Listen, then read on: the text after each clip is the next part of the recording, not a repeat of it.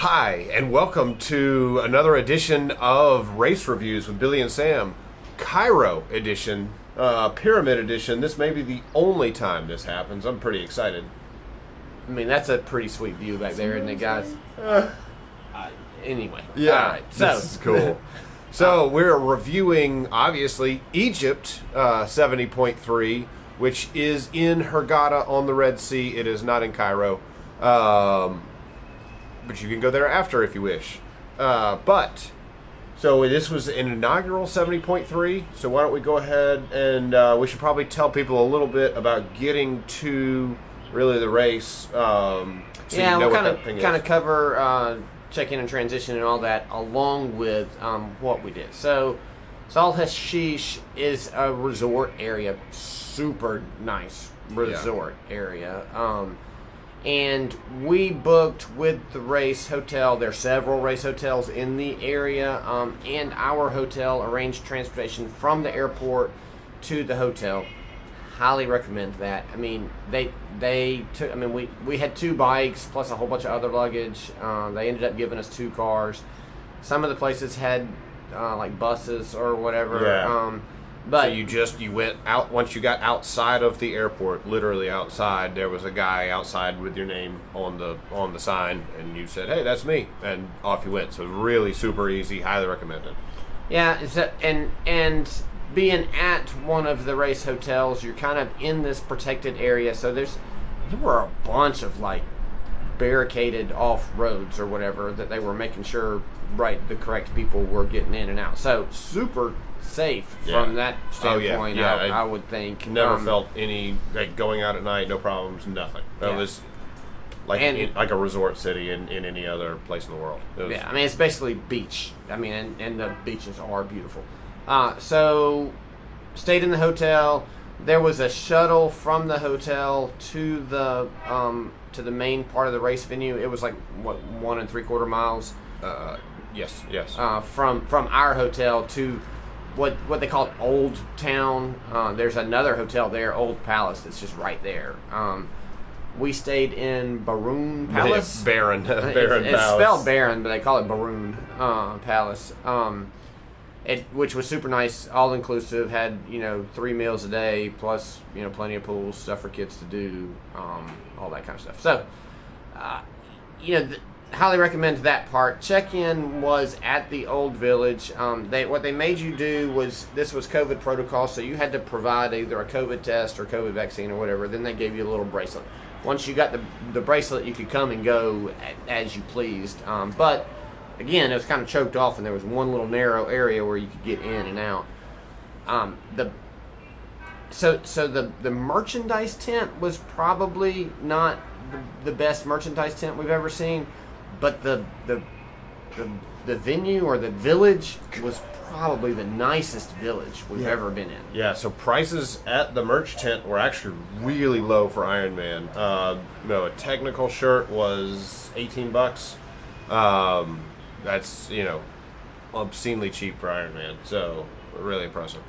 The super nice signage. They had tables out there with chairs, like covered chairs like you would see at a very formal event. It's amazing. The check-in itself was pretty standard, where you went up and we ended up telling them a name. They sent you out the barcode like what you would get in the U.S., but they never did scan that. They got our name and ID and all that kind of stuff. Gave us our race packet. With the race packet, you got swim cap. Numbers for your bike. You got this sweet backpack that had, and I mean it's one of the best backpacks we've gotten all year. And it has pretty cool. It has the hieroglyphs mixed in with swim, bike, run, finish line, all kinds of stuff like that. In the backpack was some cool stuff, including a hat. So you went ahead and got your hat. This is a trucker hat, but it is embroidered on the front. A visor from African International Bank, and so the T-shirt itself is a finisher T-shirt. So it says on the back. There you go. So you got that at the end, but you got the hat at the beginning, the hat and backpack and all that. You did not get your timing chip. And this has been standard for all the European races. You get your other wristband, which has a QR code on it. They scan that at transition when you drop off your bike, and that's where they give you the time and chip. Anything else about check-in that you would? No, check-in was very easy. This is a bagged race, and so they gave you your bags. So your run bag and Yes. Bike bag, which is once again standard for European every European races that we've done. So, but yeah, everything was super well organized. Really. So the race briefing, we went to. There were a couple, and the one that we went to was in Arabic. So make sure that you and was there the screens were also in Arabic. Yeah. There was no English Yeah. to be had. So make sure that you check out. I'm assuming that it probably said on the race schedule which one was Arabic and which one was English. Probably, We didn't yeah. pay attention to that. Read your information. Yeah. The important thing we did need to get out of there was race number on the bike. Do your start number. Yeah, which has been standard for European races also. Yes. So yes, for our American friends, you're going to wear your race number on your bike. Other than that, it's everything And else is standard. bring a safety pin if you're using a race belt. Bring a safety pin to put in the middle of your race number so that it doesn't flap while you're on the bike, and it'll flap. We'll get to that when we get to the bike. Transition itself, it was it 6 bikes per rack? It was 6 bikes per rack. It didn't matter because you weren't setting up or taking. I mean, all you were doing was getting your bike off the rack and going out. There was not a logical order of the numbering. No, I couldn't figure out what they were doing. So, bunch of different racks, all very well marked, but it didn't go like 1 to 100 and then 101 to 200. It was like they were spread out It's like they were everywhere. going crossways, and then we don't exactly know. This being a first-time race, little things like that will probably get fixed this next go-round, but it was a little bit confusing for us. I mean, once you found where your bike was, You were fine. Your bike wasn't moving. Yeah. But that, if you're getting out of the swim and you're foggy or whatever, you're not going to be able to look at the numbers and be like, okay, well, mine's the next rack over, because that is not necessarily the case. Race numbers were pre-assigned, Yeah. so versus the dynamic numbering that we've had for this year, it was just, you picked up your race number and went. Seemed like it was luck of the draw too. I got a really sweet end spot Yeah, for you my did. bike, close to the entrance and exit. I mean, we were both kind of up there close to the entrance and exit. I mean, it would have been even sweeter if you were setting up at your bike, but you weren't, so no big deal. Yeah. It was a fairly long transition, and they had covered the entire thing with like indoor-outdoor carpet. Brand new outdoor carpet. We've been to races where they've reused football pitches or whatever. It's great. Hey, I'll take whatever as long as I'm not in the sand, which is what was underneath this. Right. That was fantastic, though. I mean, they There- really went the extra mile. There is a walkway, a hard walkway that kind of weaves through transition. I'd actually recommend running on that. You actually take a few extra steps, but it's a little bit easier to run on than to run on the carpet. You'll be able to see that when you get in transition. You did check in your bike and your run and your bike bag the night before. Standard racks where everything was. You put it up there. The bike went on the rack, plus the run bag and the bike bag went on separate racks. They were in separate areas. Anything else you want to cover about transition? Now, you had access day of to run and bike bags if you if you want to put some fluids in there. sunscreen or whatever. So that part was nice. So we've had races where they've restricted access. What else? Chairs. There were chairs out there by the stuff. Transition porta potties. I feel like we should discuss. Oh my goodness! Nicest porta potties we've ever seen. Flushing toilets. Flushing toilets was lighted. amazing. It was. Yeah, it was. And I mean, literally, these were porta potties. These were temporary toilets. Yes, They were. had It's these 5 stars. giant cisterns or whatever in the back for those things to flush into. I wondered where that was going, and I have no idea. I don't want to ask, actually. I probably just don't want to know. But the water, the waste disappeared. I've seen it done in Europe. I've seen it done a few times in the U.S. Bring your own toilet paper. Not if you're coming in late. There was toilet paper there. There was not reserved toilet paper there. So there was some dude there cleaning out every porta potty, so I'm betting he had a stash.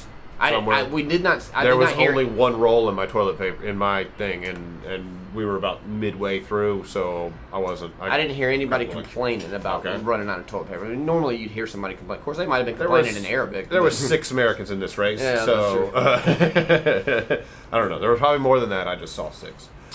So the swim. You want to go for the swim? Oh, so you get up in the morning. It's a beautiful, crystal clear water. Tell us about it. I would love to. This water was unbelievable. So this is some of the best diving in the world. It's unbelievably gorgeous. The water, it was crystal blue all the way, and so I thoroughly enjoyed it because you could see the racers afar, a good ways off. So it's not like you suddenly hit heels, like is normal with our rivers and lakes. You could see them, so bumping still happened. This was a first-time race, so you had a lot of first-time racers, and so you never make friends on the swim. We didn't make any friends that day, but this was a giant. I'm going to call it maybe a number 9. So you went out and you were swimming slightly to the left of the sun. This was I'm going to call it the shortest leg. They got the sun out of the way, and then you came around the 9 and came back. There were, in a typical Ironman, there are 7 or 8 yellow buoys, 7 or 8 orange buoys. Plus the turn buoys. Plus the turns. This maybe had 6 yellow buoys in total, plus the turn buoys. So I don't even know if it was that many. They were spread out. They were spread way out. We were told after the race by another racer that he had another athlete that he had been out there the day before, and they had 22 yellow buoys to put out, and they just didn't get to it. But they misjudged the timing or whatever. So first time race I bet they'll fix that, but they needed a lot more sighting buoys. More. And one of the buoys had crept out. It felt like so it was further out. So you kind of had this weird. They were wanting you to stay to the right of all of the buoys, so it's a counterclockwise swim, which I always love because I only breathe on my left. But it was fantastic. This swim is a 10. I mean, even with the issues, I mean, even with the issues of the sighting buoys, it was a really good swim. No current really to speak of. There was some choppiness in the waves once you got out. It's a bay, and so you can't really get used to. There's not like a nice ocean wave where you can kind of start to time it. It's a bay, so it's always a little choppy, but that kept any bigger waves from coming up. Was not wetsuit legal. And the announcer said that morning as expected. So I would not expect a wetsuit legal race out here. The water, I mean, if you're traveling, definitely bring your wetsuit, because if you don't bring it, then it'll absolutely be wetsuit legal. But yeah, it was not necessary. No, we were very comfortable. Yes. So you did that. There plenty of support. Came back in, and this is the greatest shower I've ever had in the history of triathlon. I think it was more than 100 yards long, which is 300 meters of showers. So it's that like 30 meters. Huge, amazing, huge. For our friends from New York. Yeah. So you went through. I hit, staying in my one lane, 8 or 10 different shower heads going through with warm water. Did you notice that? Yeah. They had warmed the water. Spectacular. So they had once again put down mats. So we know Ironman can put down mats from the beach all the way to transition. Fantastic. I mean, there's no other way. It was a very good swim. I mean, you'll enjoy the swim. So you get to transition. You grab your bike. You get to transition. There are seats, which the same covered chairs that were in the. Man. I mean, they ruined some covers. Yeah, I really feel bad for what I did to those chairs. But yeah, very nice. And then you got to the bike. Yeah, no issues at all with crowding in transition. They had plenty of chairs. It was good and well set up. Once you get to the bike, You hop out and let's talk about the wind. Oh, the wind. They kept being super, I don't know, worried about it. I mean, the race director even apologized for the wind. But anyway, I guess for the couple of weeks before, it had been fine. And then like 2 or 3 days before the race, the wind started picking up. And the morning of the race, oh my goodness, it was rough. I looked it up. It said 33 kilometers per hour sustained, which works over just over 20 mile an hour winds. Okay. And that's for the most part a headwind. Now, going out, you kind of go out and you go around some curves and then you do a little short out and back, and so you catch, you know, a little bit of tailwind, a little bit of crosswind, a little bit of headwind, and you're kind of feeling good about yourself, and you're like, okay, well, this isn't going to be too bad. And then you turn onto the main road, and boom, you've got headwind for the next 24 miles or so. So my watch said that we did 3,400 feet of climbing.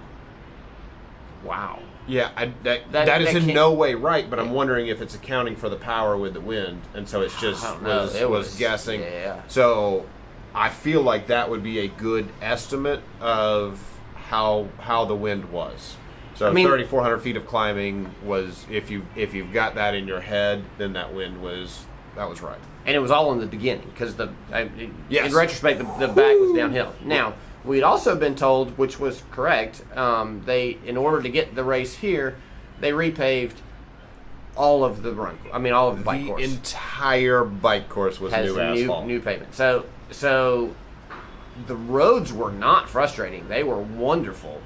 And it was just the wind, and so you suffered. So I think I looked at it back. I think it took us 2 hours and 38 minutes to get out, and 2 hours 39 minutes to get out, 58 minutes to get back. So that's how much of a difference the wind was. It was rough. You were certainly suffering, and imagine a lot of this is in your head. I was in my little front gear for most of that time. Just prepare for this. You're at the beach. There will be wind. Yeah. It may not be this bad next year or subsequent years, but prepare for it, and you're good. You can always have a better day than expected. And know that you need to make hay passing people on the way out.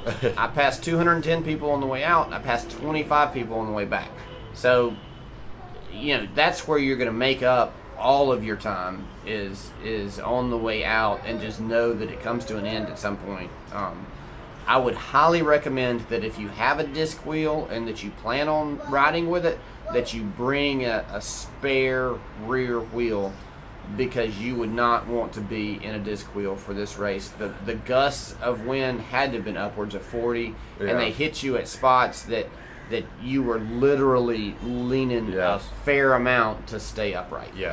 So with the full disc wheel, it's just going to hit you even harder. Also, some tips for the bike. Since this is a new racehorse, there were a lot more, I think, first-time racers than normally would be in a race. Yes. You have to gauge them, because they cannot. Everybody has issues with wind, but they would move more in the lane than normal. So you had plenty of road. It was a closed course, and some of it was 3 lanes wide. They closed the interstate for us. Yeah. I'm pretty sure that if I were looking for an American equivalent, I would call it an interstate. Yeah. Divided highway, 3 lanes each. They closed it, and traffic was stopped. And it was stopped as far as you could see into the desert. Yeah. Tour buses, cars, trucks, whatever. No matter who you were. Forever. And not one of them was honking at us. Not even a little. I couldn't believe it. But anyway, so also plan your nutrition, because it's really actually kind of hard to get nutrition in while you're going into a headwind, because you slow down a little bit naturally to get your nutrition out and get it in, which slows you down even more, but also the gusts of wind, and you only have one hand on the handlebars. So work on your nutrition plan in the wind. Much easier on the way back, but again, that's by the time you're coming back, you're almost done. So make sure on that first little section where you're getting some tailwind and on the out and back that you get plenty of nutrition there, and then just plan it properly. And if you see the person in front of you starting to get their nutrition, either immediately go around them or kind of slide back, because they're going to probably weave. And I didn't see any. I saw a fair number of flat tires, but I didn't see any wrecks. No, I didn't see any wrecks. So anything else to add on the bike? Oh man, the water bottles. Yeah, Egypt water bottles. So you don't have to buy one if you want an Ironman Egypt water bottle. They give them out. Save a slot, or in my case, I just stuck them everywhere. Sam comes back, and he looks like a water bottle boy or something, because he's got all of this. I'm like, what are you doing? We're handing out free water bottles, dude. The water bottles themselves were fine. Had printing on them or whatever. The tops were crap. I put my teeth in there to open it up, and the whole top came off, and I'm sitting there looking at the water bottle like, now what do I do? So I kind of had to screw it back on to be able to get it. But the water bottle itself was fine. So good, makes for a good souvenir. It's not going to be a good one that you take on another race, but definitely a good souvenir. So aid station, there was only one aid station on the way out, and then one at the turnaround point. And then it made for 2 aid stations on the way home. So I would have liked to have seen them put probably one of those on the other side. But the ISO, their Gatorade was a different color at each. I never got any, so I don't know if that tastes different, if that does anything different. Just know that exists if you're planning on course nutrition, that it was not consistent. I don't know that the color matters. It's got to be just a flavor item, but that it would be different no matter where you are. Of the 4 aid stations, there was one at the very end, which was kind of a strange place to put that. And those water bottles were just plain. They didn't have any things that said Egypt on them. Were they? Yeah. Because I'd gotten one that was kind of scratched up or whatever, and I was looking, and I saw they were just plain. And I was like, oh, I can't trade it out. So anyway, the bike in and out was in the exact same spot. Some speed bumps coming in, a little bit of pavers that you had to roll over, so that was a little bit bumpy or whatever. The speed bumps, so the speed platforms were fine, where you go up and then you go over and then you go back down. There were some speed bumps that I hit a couple times that it was pretty jarring. Yeah. So make sure you stand up a little bit and are ready for that. Sit on the bike. I think that's it. So we start running. You hop into transitions, the exact same thing. Put your bike up, you run down, you get your run bag, put your run stuff on, and you hop out on the run. So the run was very pretty. The entire course is along the coast, along the beach. At one point, you go out onto a pier, or I guess a dock too, but mostly pier. Do a loop around there and come back, and that's one of 2 elevation spots on the run. Very flat course, but unbelievable to get to run by the water. There's lots of fans cheering. So this is a 2.5 loop course. So you come out of transition, you take a right. We had the same wind to deal with on the run. Certainly, I noticed it. Even when it's windy on a run, you don't typically have issues with that. It actually kind of feels pretty good because it cools you off a little bit. But on this run, you had a tailwind and you had a headwind, and it was very noticeable. That was a big difference. Plenty of aid station. Ice was only at 2, but everything else, they had ISO, Gatorade, and water at every aid station, and I felt like every mile. And then you would have... I think they said every 1.5 kilometers is what they were planning. Okay. I absolutely just over mile. Yes, pretty typical is 1.2, 1.3 miles, and it was plenty. It was warm, but overall the temperature did not feel hot. Now, we were all caked in salt by the end of the day. So you're losing salt. Make sure you're taking that. But yeah, I never got overheated. I always like ice, so I got ice. Everybody was very clear. Water, ISO, ice, whatever they had, they knew the English word for it. So everything had English signs with pictures of the bananas. So you could absolutely see everything. But yeah, you're running on a beach promenade, which had to be, I don't know, 16, 18 feet wide. It was big. So we had both sides of it, and usually I'll complain about that, but this time we could have walked 3 abreast and still had people passing. There was tons of room. Never felt like that was an issue. It was not closed to people, but people were not in the way. This was not Atlantic City. They were all staying off. Lots of cheering people. Tons of volunteers.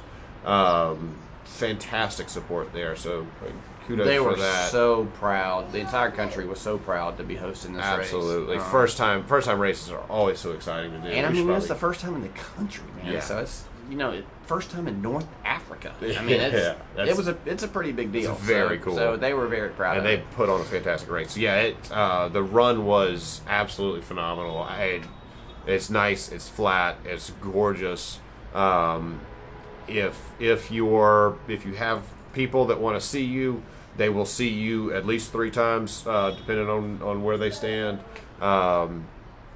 Sometimes more. So yeah, you have plenty of opportunity for spectators, and spectators could get around a lot. This was a very spectator-friendly race, and of course the hotels are right there. So, but basically you started, ran up to just about where we stayed, the Baron Palace, and then came back down, and then all the way down to, I don't know what was down on the other end, but another U-turn around, and then you did that 2.5 times. So really great run. You got anything to add? No, I mean, so they did do the rubber bands. So you went around the first time, they gave you one color. They went around the second time, you gave another color, and then the third time that you came around, you got the third color. Once you had the third color, you went straight to the finish line as opposed to keep going around. So, I mean, if you were having trouble keeping up with what lap number you're on or whatever, they at least had that figured out for you. That was nice.